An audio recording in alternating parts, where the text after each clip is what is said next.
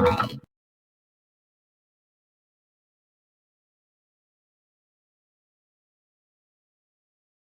à la Social School leçon numéro 2. Pour les nouveaux, je vais juste rappeler en 2 mots c'est quoi et qu'est-ce qu'on va faire en fait, lors de cette session.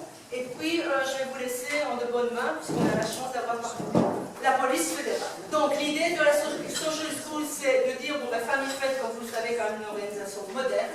Et donc, il ne suffit plus d'avoir un beau site, mais il faut aussi être présent sur les autres canaux de communication, que sont Facebook, Twitter, etc.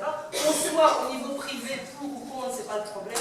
En tant qu'organisation, on a une interpellation des familles qui nous dit, bon ben voilà, nous on peut un petit peu aller sur votre page et pouvoir communiquer avec vous. Donc c'est un peu ça qu'on essaie de développer et on va essayer de vous expliquer pourquoi, comment et surtout un petit peu les limites et les dangers qu'il peut y avoir. On a fait une petite vidéo ludique de quelques secondes qui vous montre un petit peu comment les familles justement utilisent nos canaux de communication.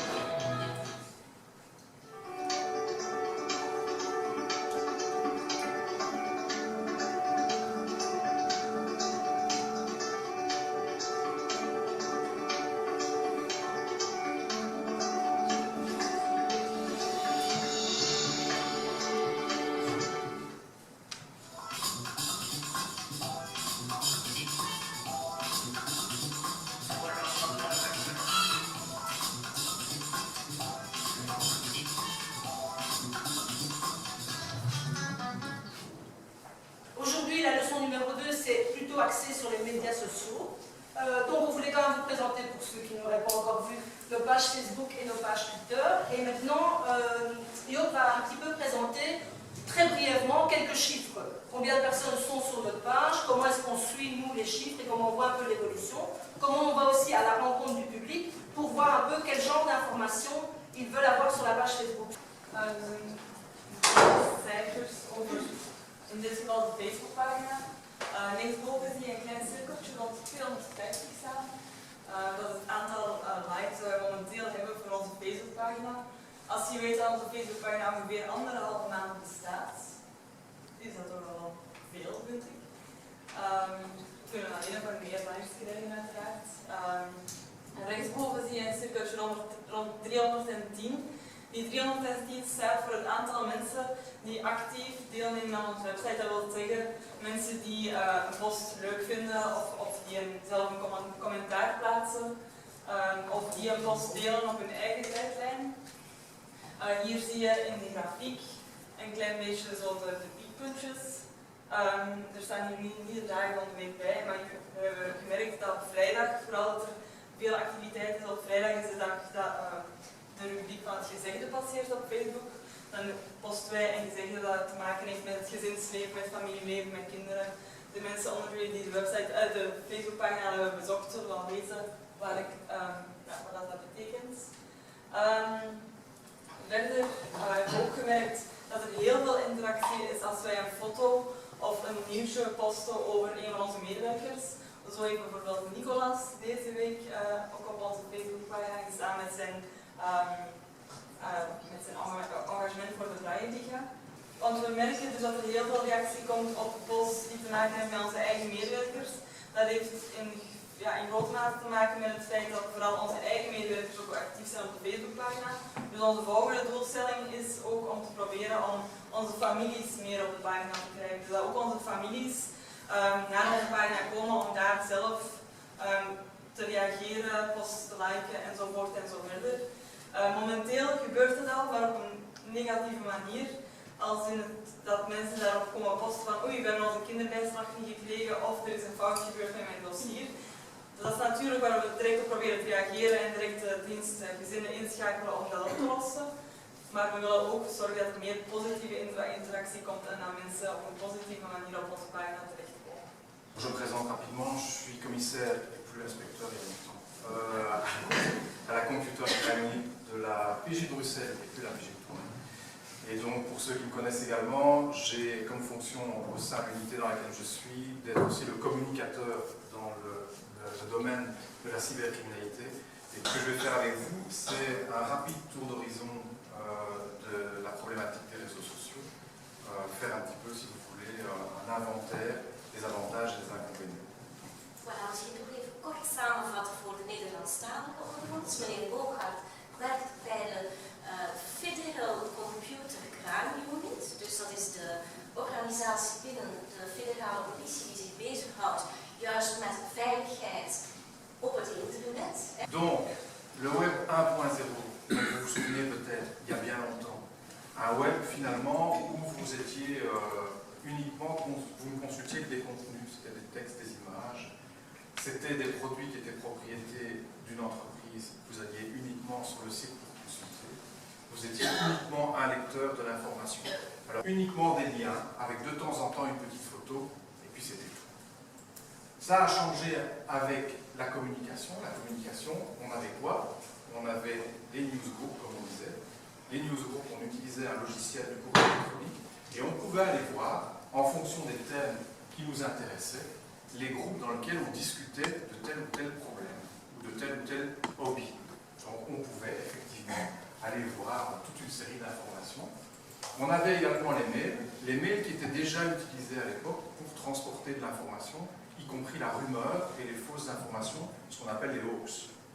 Et donc on avait ce mail, vous qui êtes impliqué dans tout ce qui est allocation familiale, qui circulait à propos de ce monsieur, de cet imam qui avait plein d'enfants et qui, en France et en Belgique, touchait des allocations familiales qui, au final, lui permettaient d'avoir, si je me souviens bien, 3 651 € par mois.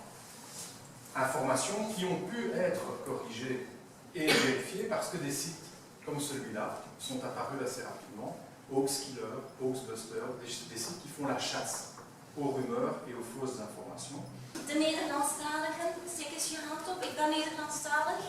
Toch wel een aantal mensen. Goed, dan gaan we toch even samenvatten wat er net is gezegd. Belangrijke zaak overigens. De eerste versie van het web, web 1.0. Ik ben oud genoeg om dat nog te weten, helaas.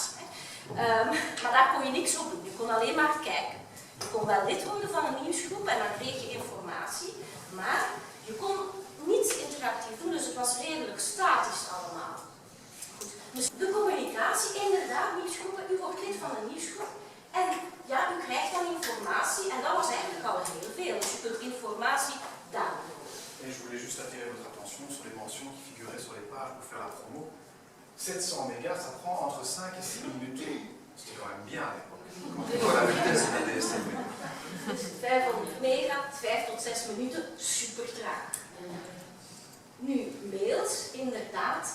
Dus daar kon je iets. Dit is belangrijk, want dit gaat over een imam die heel veel kinderen had. En dat is juist wat wij niet willen allemaal. Wij willen correct kinderbijslag uitbetalen aan de juiste personen. Deze meneer, door allemaal astuces, terugtips en trucs, heeft hij uiteindelijk, kon hij dus op 3.651 € per maand kinderbijslaginkomsten genereren. Gelukkig via internet, Hoaxbuster onder andere, een organisatie die zich verzet tegen dat soort zaken, hebben we hem kunnen pakken. Et donc, je continue avec le web 2.0. Web 2.0 qui est un web participatif, collaboratif. En fait, c'est visible dans le monde entier, n'importe quel internaute peut désormais être actif. C'est vous qui créez des contenus. Les gens du marketing nous appellent désormais des consommateurs, des utilisateurs, parce que c'est nous qui créons.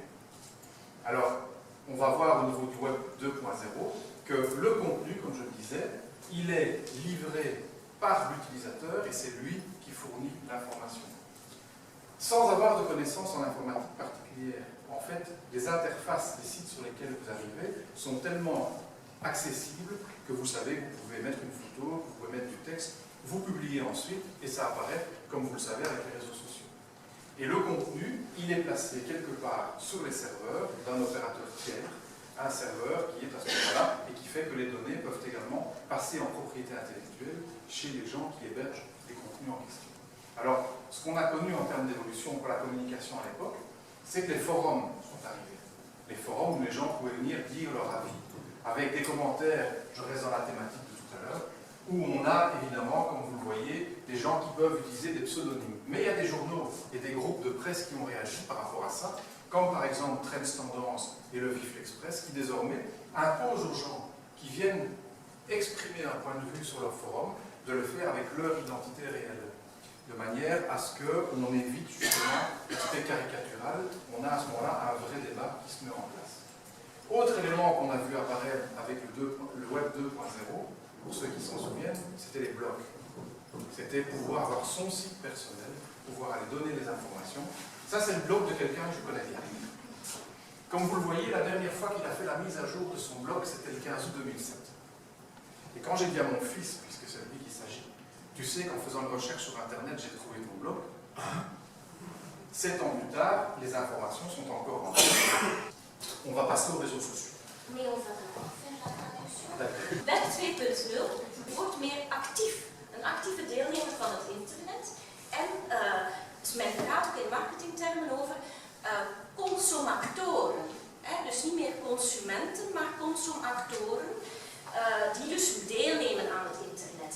En die gaan communiceren via het internet. Via forums bijvoorbeeld. En hier zie je een forum waar je ziet dat bepaalde woorden, namen, Wancure, bij mij weten niet echt een courante Belgische naam, die dingen gaan posten. En de persagentschappen zijn daar tegen ingegaan, want zij vonden dat dat niet zomaar kon. En dus zij pleiten naar dus een echte, inderdaad, duidelijke naamgeving. Als je iets op internet zet, en daar gaan we het straks ook nog over hebben, besef dat dat de wereld ingaat en dat jij daarmee geassocieerd wordt. Dus we hebben blogs. En dat is nu een blog. Dit is een blog van de zoon van meneer Bogaert, die hij in 2005 heeft gecreëerd. En alle informatie staat daarop, op die blog. Maar weet u wat? Die informatie staat daar nog steeds op. Nu heeft uw zoon het geluk dat u zijn vader bent en dat u dat heeft achterhaald en hem heeft moeten confronteren met die foto's van zoveel jaren terug, dat die er nog staan. On va passer aux réseaux sociaux, si la souris veut bien. Et donc on va faire, si vous le voulez bien, un rapide inventaire de quelques réseaux sociaux, mais pour dire que les réseaux sociaux avec le Web 2.0 ont pu se développer. Le premier, Netlog, à tout seigneur, tout honneur, le seul réseau social belge que personne n'utilise plus. Twitter que vous connaissez, Twitter qui permet d'interagir, de donner une information rapide, très prisé dans le milieu des médias, très prisé par nos hommes politiques pour échanger des points de vue rapides. Bebo, que personne ne connaît, sauf que Bebo est le réseau social irlandais. MySpace, qui lui va plutôt être utilisé par les artistes. MySpace va être utilisé pour pouvoir échanger de l'information avec le public. Tiens, je suis en train d'écrire un nouvel album, je vais tester quelques morceaux au niveau de MySpace pour voir comment les gens réagissent. Et en fonction de ça, je vais adapter. Ce bienfaiteur de l'humanité qui est Google, il ne pouvait pas non plus rester en dehors. Donc Google a créé aussi son réseau social, Google+. Et tous, évidemment, sont écrasés désormais par Facebook. On aura quelques chiffres tout à l'heure, mais Facebook est devenu l'acteur dominant au niveau des réseaux sociaux à l'intérieur de la planète. Alors, il y a des réseaux sociaux professionnels qui se sont également développés. LinkedIn, chez nous Européens, Viadeo, comme vous l'entendez au son, on est plus dans la langue espagnole. Et Xing, je ne dois pas vous faire avec ça, c'est le réseau social professionnel des pays asiatiques, la Chine, le Japon par exemple, et la Corée du Sud. Le problème des réseaux sociaux professionnels, c'est que les gens donnent beaucoup d'informations, y compris sur leurs fonctions. Ils disent, j'ai été à l'école là, j'ai fait telles études, j'ai travaillé chez tel employeur, actuellement j'ai telle fonction. Et dans le dossier dont vous avez entendu parler, le fameux dossier Belgacom, on sait que l'infection initiale désormais s'est produite par l'intermédiaire de LinkedIn. C'est-à-dire que des gens qui avaient détaillé leur profil, qui avaient dit dans leur profil « Je suis responsable de la sécurité des réseaux chez Belgacom, premier opérateur belge », ont été contactés par quelqu'un qui leur a dit « Ah ben j'ai la même fonction que toi dans telle entreprise, on a eu un incident de sécurité, je te joins un rapport de cet incident de sécurité pour que tu puisses éventuellement voir si vous ne devez pas faire. » Et le rapport, un PDF très technique, très précis, sauf que dans ce fichier, il y avait un tout petit fichier, 24, c'est 15 lignes sur une page 24, qui était le virus qui a permis de rentrer chez Belgacom. We komen nu in de wereld van de sociale netwerken. Hè? Dus de eerste was eigenlijk Netlog. Dat was een Gentse, dat is door in Gent opgericht. Hè? Gent, hè? Belangrijk. Vlaamse stad, hè? Goede naam. Dus Netlog, opgericht door Gent. Peter, kennen jullie allemaal, ook Famifet, heeft zijn tweets, toch? Dan heb je Bebo. Bebo, dat is een iets minder bekende. Dan heb je MySpace. Dus wat zeiden we daarover? Voor de artiesten, één belangrijk, en u tijdens de vorige presentatie waar u bij was, heeft u gezegd dat er een artiest was die op MySpace iets had geplaatst. C'était Saul, qui, lorsqu'il a préparé son nouvel album avec Charlie Winston, a testé les sons pour voir comment le public réagissait. Ja, dus dat wordt dus, ze wisselen uit, hè, dus je maakt een liedje, hè, je gaat het daarop zetten en je krijgt feedback. Google Plus, goh, dat is natuurlijk door Google gemaakt. Hè. Ik was goed met mijn Gmail-account, Katrien.glovieux@gmail.com, mocht mij altijd e-mailen met vragen over dit soort zaken. Ja, toen was er Facebook, hè. Er was van alles aan sociale communicatie en toen plots kwam Facebook en ze verpletterden alle andere sociale netwerken. Ook professionele netwerken, LinkedIn. En een paar jaar geleden, toen ik nog bij Bpost werkte, maakten wij ons bij Bpost zorgen om het feit dat mensen op LinkedIn zetten aan welk project ze bezig waren. U moet zich voorstellen dat Famifet iets nieuws lanceert in het kader van de business. En een van de medewerkers van Famifet zegt van actueel werk ik aan dit project. En dit houdt dit in. Dus ik ben een hele goede werknemer, professioneel. Het is een stukje promotie van jezelf. Maar ondertussen kan iedereen die op LinkedIn zit kijken wat je doet. En op de hoogte zijn van de activiteiten van Famifet, van nieuwe ontwikkelingen. Zo ook het probleem van Belgacom. U herinnert zich misschien de grote veiligheidsinbreuk bij Belgacom, maar die is ontstaan naar aanleiding eigenlijk via LinkedIn. Want wat is er gebeurd? Een medewerker op LinkedIn is benaderd door een andere persoon die in dezelfde functie zat en die heeft hem advies gevraagd. En natuurlijk, security mensen geven graag advies. Hè. Dus hij begon advies mee te geven, hij krijgt het foutje terug, een bestand terug met een uitleg van het probleem, maar daar zat een virus in. Dus u kunt zich voorstellen dat LinkedIn op dit moment sterk wat dat betreft onder druk staat. Ja? Maar je hebt ook Viadeo, dat is dan de Spaanse tegenhanger van LinkedIn, en Xing, de Chinese tegenhanger. Alors, tous ces réseaux sociaux, généralement, sont complétés au niveau de l'utilisation par des services comme Flickr, Picasa, qui sont des services de partage de photos, Yahoo et Google, et partage de vidéos aussi, vous connaissez, YouTube, qui, comme vous le savez peut-être, appartient aussi à Google. Donc ça veut dire que quand vous arrivez le soir à la maison, vous allez voir votre courrier sur Gmail, et qu'en plus, après, vous allez voir quelques vidéos sur YouTube, comme vous avez été sur votre courrier électronique Gmail, Google sait quelles sont les vidéos que vous allez voir sur YouTube. E-mail, laat zien dat ik bepaalde dingen interessant vind, gegevens uitwissel, filmpjes uitwissel, dan onthoudt grote broer Google dat en stuurt dat door naar YouTube. De volgende keer dat ik op YouTube ben, wordt met interessante informatie gepresenteerd. En ik dan denk van, amai, YouTube is goed, allee, precies eigenlijk wat ik zocht. Et donc, on va écouter un premier conseil de quelqu'un que vous connaissez bien et qui dit « Soyez prudent à ce que vous mettez sur Facebook ». Alors, c'est une version traduite en français, mais vous allez reconnaître sans problème. Je serais grand, j'aimerais bien occuper votre poste. Vous pouvez me donner des conseils, m'indiquer un plan de carrière ou me donner des trucs que je dois savoir?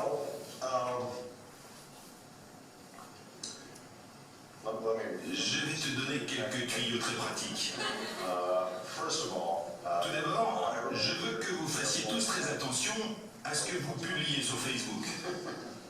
Nous sommes dans l'ère de YouTube et tout ce que vous y mettez pourra être retrouvé un jour plus tard dans votre vie. Quand on est jeune, on fait des erreurs, des bêtises. Et j'ai souvent entendu des histoires de jeunes qui publient n'importe quoi sur Facebook. Et un beau jour, quand ils vont à un entretien d'embauche, quelqu'un fait une recherche et voilà.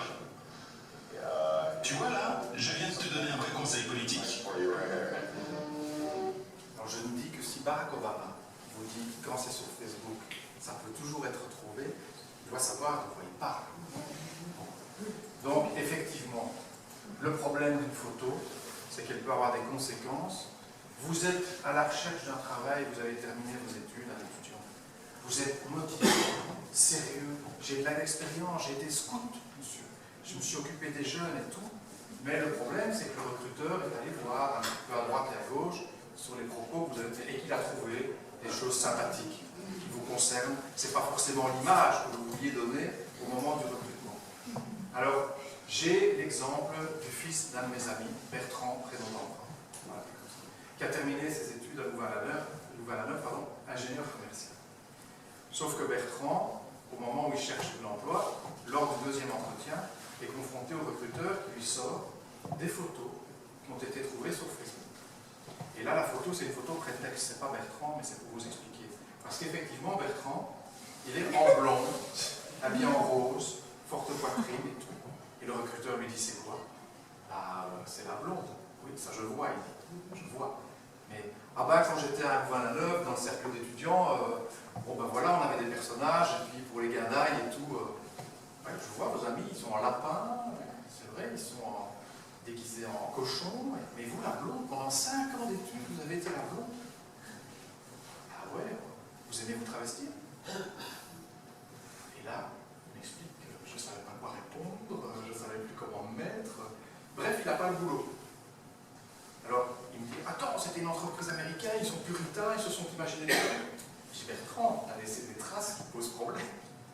Donc Bertrand a dû engager une société de e-réputation qui a nettoyé Internet des traces de sa vie d'étudiant. Ça lui a coûté 500 € par mois pendant 4 mois, 2000 € avant de commencer à travailler, pour qu'effectivement les anciennes informations de sa vie d'étudiant, on les retrouve à la 15e page maintenant du moteur de recherche Google. Qui va... We hebben eerst Barack Obama gezien. Ja? Barack Obama die zegt ook, let op, zegt hij, wat je op Facebook plaatst. Let op wat je op YouTube plaatst. Als Barack Obama dat zegt, dan weet hij waarover hij spreekt. Mensen zijn op Facebook, maar we zijn allemaal professionals. En in dat geval is er ook Facebook waar een hele geschiedenis van jullie als persoon staat met foto's van vroeger die je misschien niet zo leuk vindt. Dit is een foto van de zoon van een vriend van meneer Bogaert, die in zijn studentenleven heeft verkleed. We hebben het ook allemaal gedaan, maar hij verkleedde zich structureel als een vrouwtje, een dame, terwijl zijn vrienden eerder een dier namen om zich in te verkleden. Zwat, Bertrand die wil op een bepaald moment wel werk zoeken en hij gaat solliciteren bij een Amerikaanse firma. En dat gesprek loopt als volgt. Bertrand komt binnen en hij krijgt daar al die foto's gepresenteerd die op Facebook staan. Ja, hij werd ondervraagd van, goh, Bertrand, ben jij dat? Ah, wel ja, hoe komt dat? Ah, ik kwam, dat was in mijn studententijd, is niet belangrijk. Desondanks heeft die firma hem niet aangenomen, want ze vroegen zich af of Bertrand een travestie was. Dus uiteindelijk, gelukkig, heeft Bertrand een e-reputation firma kunnen inhuren. Dat is een firma die het hele internet zoek naar informatie die over jullie als persoon, over iedereen, bijvoorbeeld, die kan uitzoeken wat staat er nou. Dat heeft Bertrand 2000 euro gekost. Donc, très rapidement, je vais les mettre parce que le temps passe. Les statuts que vous publiez distraitement, sans mettre de paramètres de confidentialité sur Amis, donc quand vous êtes dans votre journal, vous publiez quelque chose, ils sont visibles de tous les membres de Facebook. Les albums photos, même si vous avez paramétré votre profil et que vous faites en sorte que vos publications soient visibles uniquement de vos amis, les albums photos que vous publiez sur Facebook, par défaut, sont publics. Si vous utilisez une application, quand l'application que vous utilisez sur Facebook est activée, les publications de cette application sont publiques. Les liens que vous avez likés, automatiquement, tout ça c'est public. Les publications et commentaires sur les pages Facebook sont publics. Donc vous allez sur la page d'un ami, vous faites un commentaire, et bien tout le monde peut voir votre commentaire, même si votre profil est privé. Vos publications sur le mur d'un ami, je disais, et dans les pages d'entreprise, tout ce qui est liké ou publié est également public. Donc vous devez être extrêmement prudent avec les commentaires que vous pouvez faire. Alors, premier conseil, les amis que vous prenez sur Facebook, que ce soit vraiment des amis, des gens que vous connaissez. Les réglages vie privée, réfléchissez, quelles données je vais mentionner dans mon profil, qu'est-ce que je vais mettre dedans. Réduisez la visibilité parce que par défaut, la visibilité au niveau de votre profil, c'est amis et leurs amis. Si 5 amis ont 5 amis qui ont 5 amis qui ont 5 amis, au bout de 4 niveaux, on est quasiment à 1 million de personnes qui peuvent voir là. Parce que, et vous allez le voir, Facebook a des chiffres qui sont impressionnants en termes d'utilisation. 1,230 milliard d'utilisateurs, soit un utilisateur sur 12 dans le monde. Il y a 750 millions de personnes qui sont tous les jours sur Facebook. Il y a sur Facebook 700 milliards de minutes qui sont utilisées par les utilisateurs globalement par mois. Et sur Facebook, il y a 240 milliards de photos en ligne. Ça vous donne une idée de la base de données exceptionnelle pour le marketing notamment, parce que Facebook n'est pas un enfant de cœur, qui sont disponibles. Chaque jour, 6 milliards de likes. Une page sur 5 qui est vue tous les jours sur Facebook, sur Internet, est une page Facebook. Donc Facebook occupe une place désormais considérable. Et je vous fais découvrir GraphSearch. GraphSearch, c'est le moteur de recherche spécifique de Facebook. La particularité de GraphSearch, c'est qu'il croise les informations. Donc, je voudrais savoir, par exemple, ici, au sein de Famille Fête, quels sont les hommes qui aiment le standard. Si je tape Famille Fête, homme, standard dans Google, Google va me présenter, Facebook va me présenter les profils des gens qui ont dit qu'ils travaillaient chez Famille Fête, qui sont des hommes et qui aiment le standard.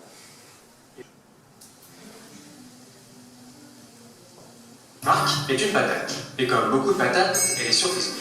Sauf que depuis peu, Marc a un nouvel outil, GraphSearch. GraphSearch lui permet de faire des listes de gens sur Facebook en fonction de leur langue, religion, âge, sexe, photo, bref, à peu près tout ce que les utilisateurs affichent publiquement sur leur profil. Marc s'apprête à partir en vacances en Islande, car comme chacun sait, les patates aiment l'aventure. Le problème, c'est que là-bas, Marc ne connaît personne. Mais grâce à GraphSearch, il peut très facilement trouver les francophones habitant en Islande, voire les femmes francophones habitant en Islande, ou même les femmes francophones célibataires habitant en Islande. Et tant qu'à faire, il peut même regarder leurs photos, car, comme chacun sait, les patates se sentent parfois un peu seules. Rien de plus facile ensuite, si les paramètres de leur profil le permettent, de prendre contact avec elles en leur envoyant un message ou en commentant leur post. Mais avant de partir, Marc a besoin de quoi lire sur la route. Il se demande s'il ne va pas essayer 50 Shades of Grey, car, comme chacun sait, les patates ont des goûts variés. Alors, il recherche les personnes qui, sur Facebook, ont indiqué avoir lu le livre pour leur demander ce qu'elles en ont pensé, seulement les filles, et pourquoi pas seulement les célibataires, et là encore, tant qu'à faire, Marc jette un coup d'œil à leurs photos. Bien sûr, Marc aurait pu rechercher d'autres choses encore, comme les Français qui ont déjà visité l'Islande, les personnes venant de Tours, là où il habite, et vivant aujourd'hui en Islande, et pourquoi pas les hommes habitant Reykjavik qui aiment Patrick Sébastien. Mais Marc n'a pas le monopole de Graph Search et des recherches étranges. N'importe qui peut faire la même chose et tomber sur lui. Exemple. Marc est intéressé par l'actualité. Il aime les pages de la plupart des personnalités politiques françaises, toutes tendances confondues. Aujourd'hui, il reçoit un message d'un militant FN, récemment arrivé à Tours, là où habite Marc. Il souhaite rencontrer d'autres sympathisants et a donc recherché des Tourangeaux parmi les personnes ayant liké la page de la présidente du parti, Marine Le Pen. Sauf que Marc est une patate, et que, comme chacun sait, les patates sont apolitiques. Tout ça n'empêche pas Marc, par curiosité et parce qu'il aime prendre des photos, de participer à des rassemblements. Il a ainsi été tagué par ses amis dans des photos de la Gay Pride, ainsi que d'un meeting de Nicolas Sarkozy en 2012. Sous chacune de ces photos, des inconnus l'interpellent. Ils ont trouvé les clichés grâce à Graph Search, car même si Marc a correctement réglé ses paramètres de confidentialité, ses amis qui ont pris les photos, eux, les ont laissées publiques. Sous ces clichés, des dizaines d'inconnus posent donc tous la même question: qu'est-ce qu'une patate pouvait bien faire là? Alors, après avoir passé 2 heures à scruter les photos de jeunes islandaises, Marc doit à présent perdre 2 de plus à se détaguer des clichés non désirés.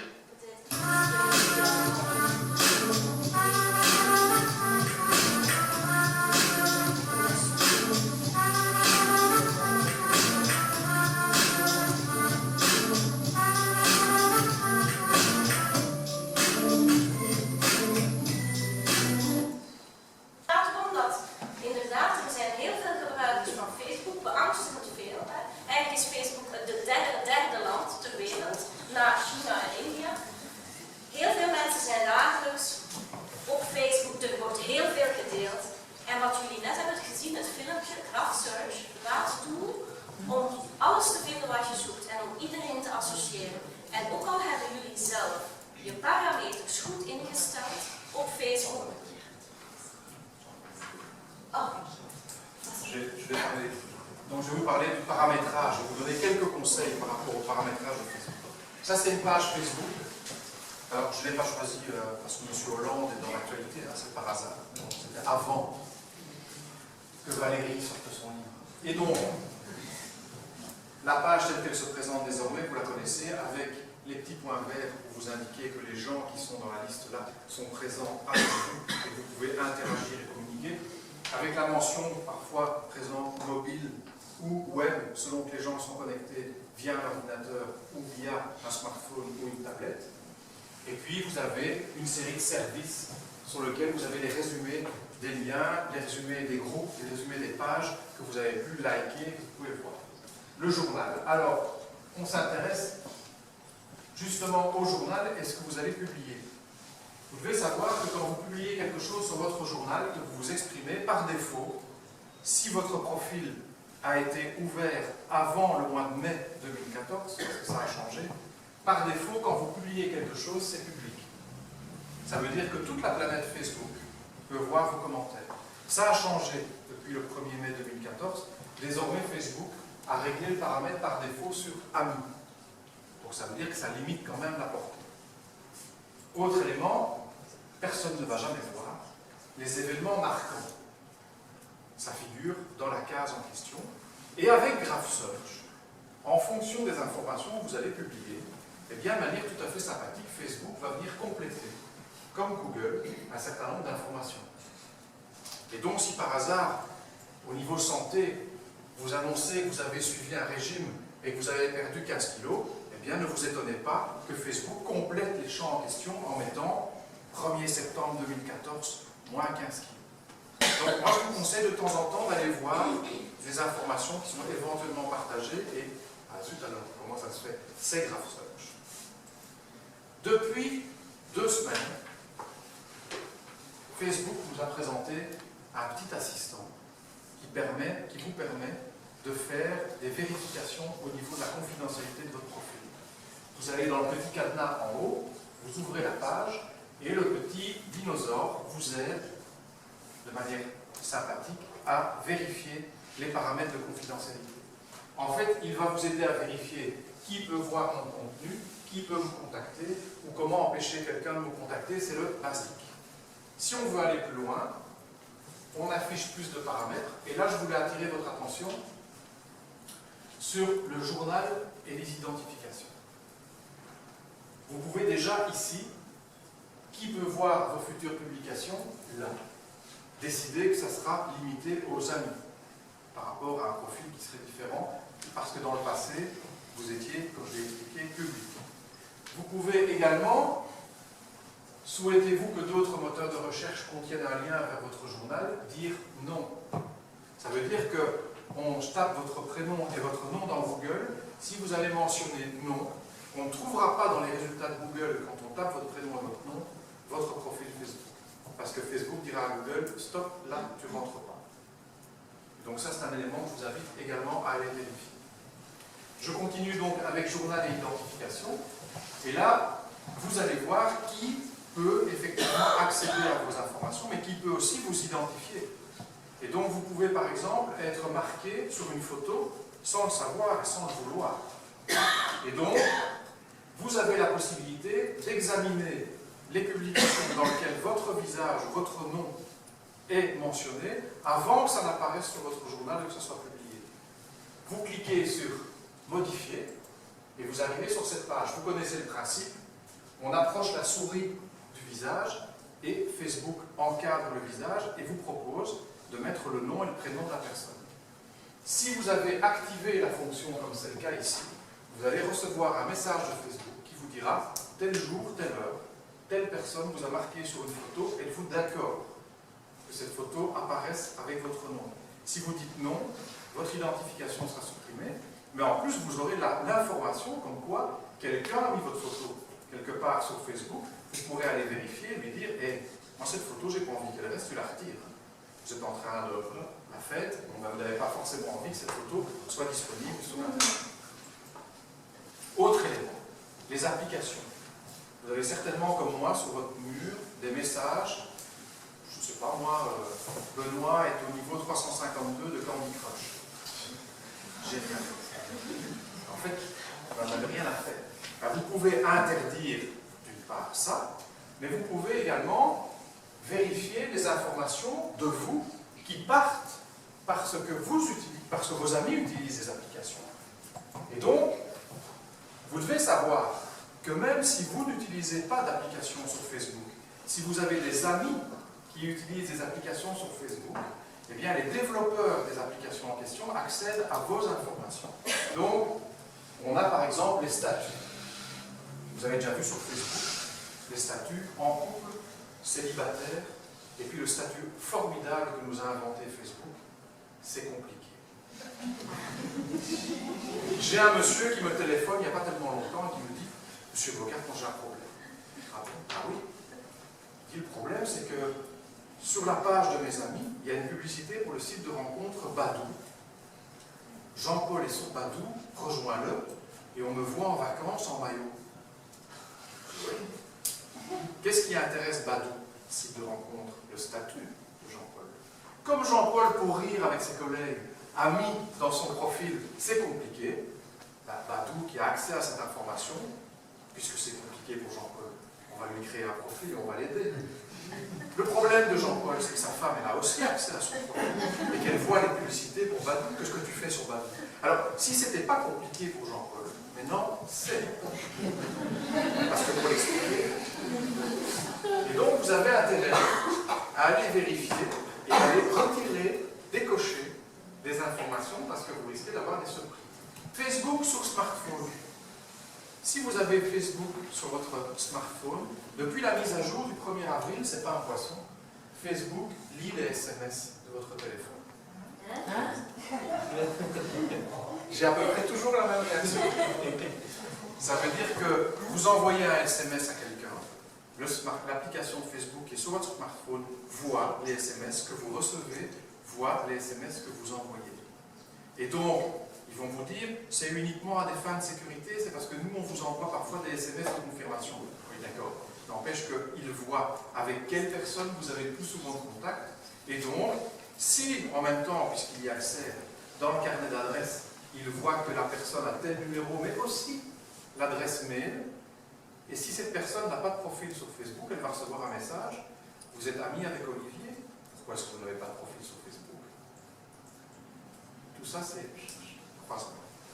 Donc, vous pouvez aller paramétrer, il y a des petites applications qui vous aident à le faire, vous pouvez aller paramétrer Facebook pour que justement, il n'y ait pas trop d'informations qui circulent. Jullie hebben gezien dat er heel veel instellingen mogelijk zijn in Facebook. Dat is goed nieuws, want tot mei 2014 was alles wat je op Facebook plaatste gewoon publiek.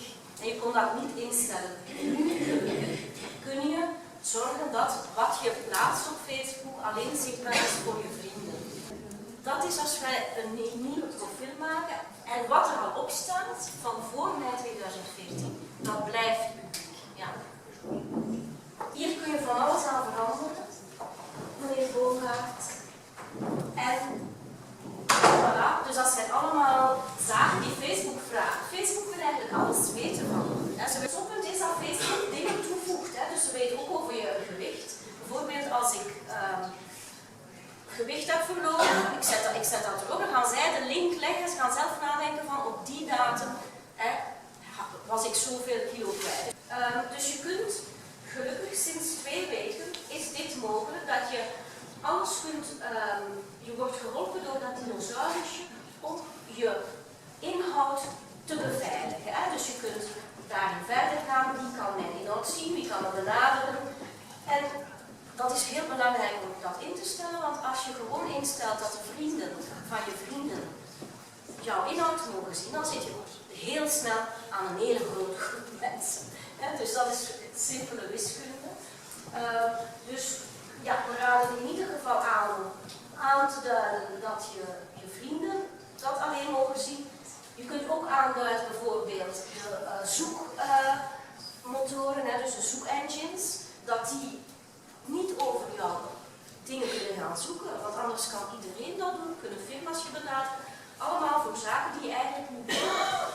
Je kunt dus Facebook instellen dat jij had een foto alvorens die geplaatst wordt door een vriend van jou, dat jij dat niet wil, dat jij een melding krijgt en dat ze ook je naam erbij kunnen zetten.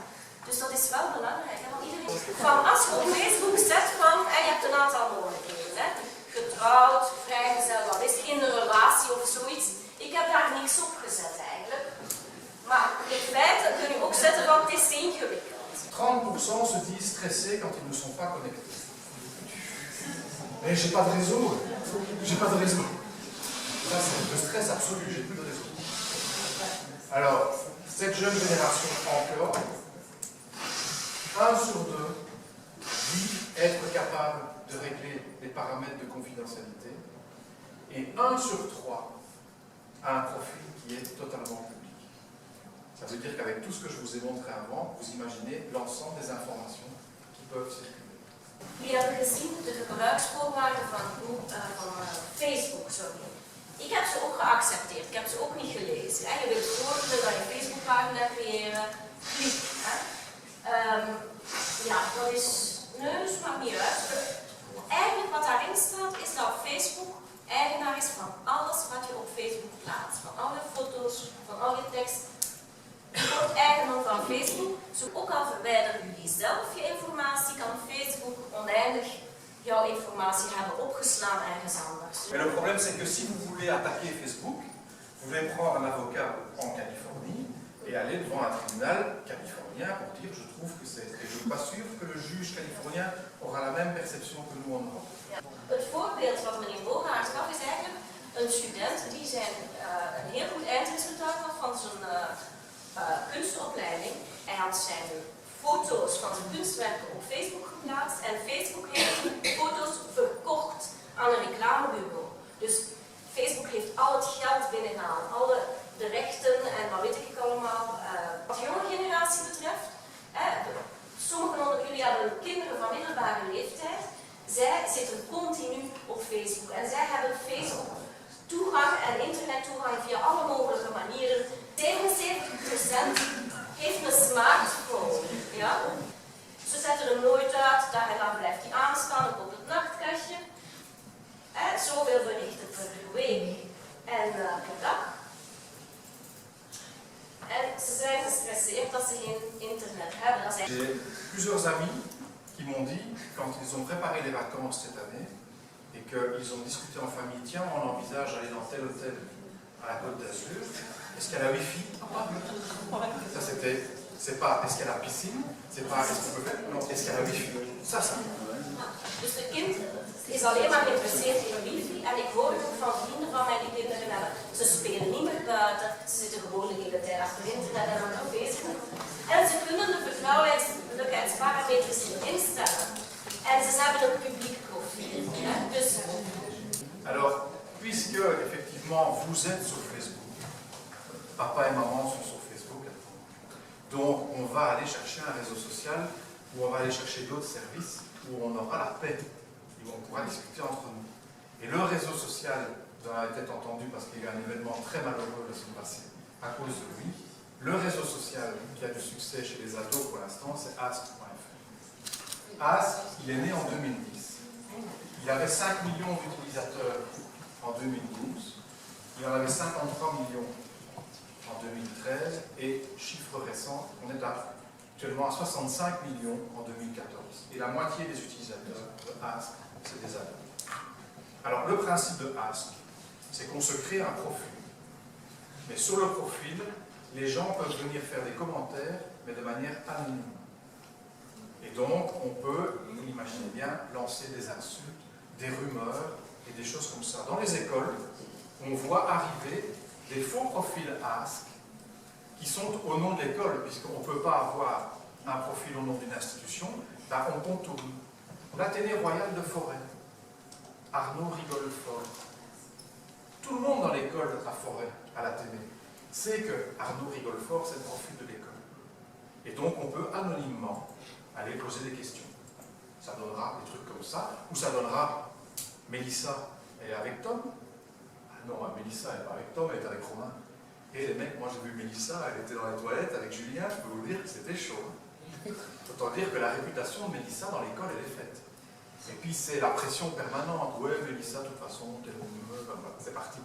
Et ce qui s'est passé avec Louise, la jeune fille qui s'est pendue la semaine passée à Namur, c'est qu'effectivement, moquerie permanente, problème dans la famille, et à un moment donné, il y en a un qui a mis « Oh Louise, de toute façon, avec la gueule que tu as, il y a une seule chose que tu peux faire, ça va être pendre. » Et Louise s'est pendue.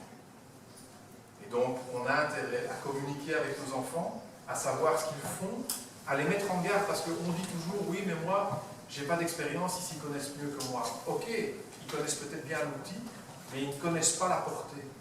Et il faut partager l'expérience de notre vie d'adulte. Alors, ils complètent généralement des outils comme Ask avec des applications qui permettent les selfies, vous connaissez, et notamment avec Snapchat.